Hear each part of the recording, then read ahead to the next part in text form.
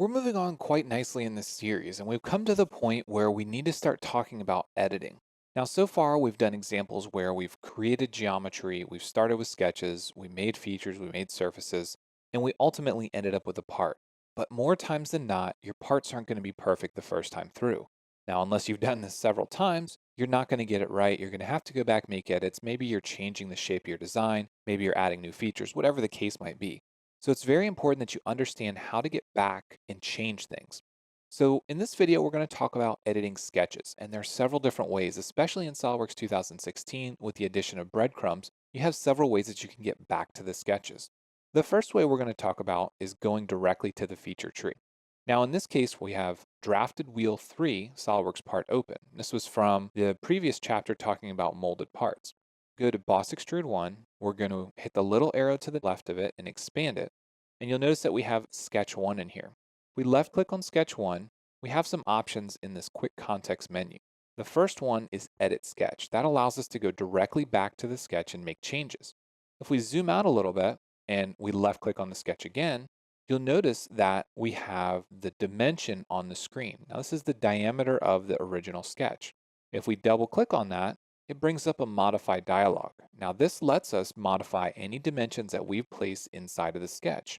So we can quickly and easily get to those without having to go into the sketch, edit, make our changes, exit the sketch. It's a very quick way that you can get back to edit those dimensions.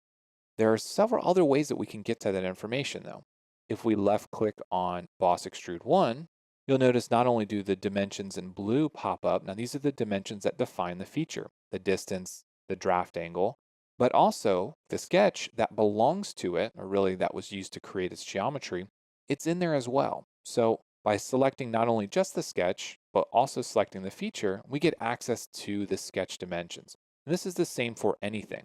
So you'll notice that if we select Cut Extrude 1 and we zoom in, zero point 0.5, this was the diameter inside of the sketch.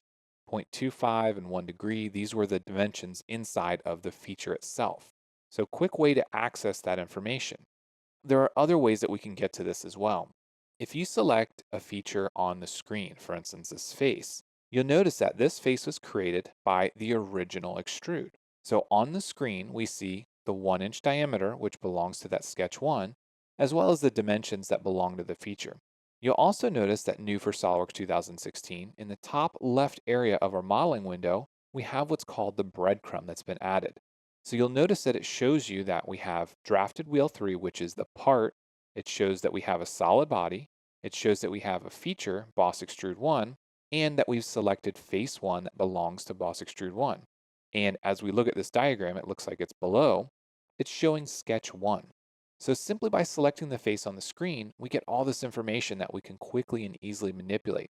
We can simply change the dimension on here, or if we need to go back and make some major changes, maybe add some more sketch entities, we can select the sketch here and we can edit that as well. So many different ways that we can access the same type of information just by making a few selections on the screen. You also have your right click menu where if you select a face, you can edit the feature or edit the sketch that belongs to that feature that was used to create it. So that's the last way that you can really access that information by right clicking on the face or right clicking on the feature or sketch itself. You'll get those options to go back and edit the sketch.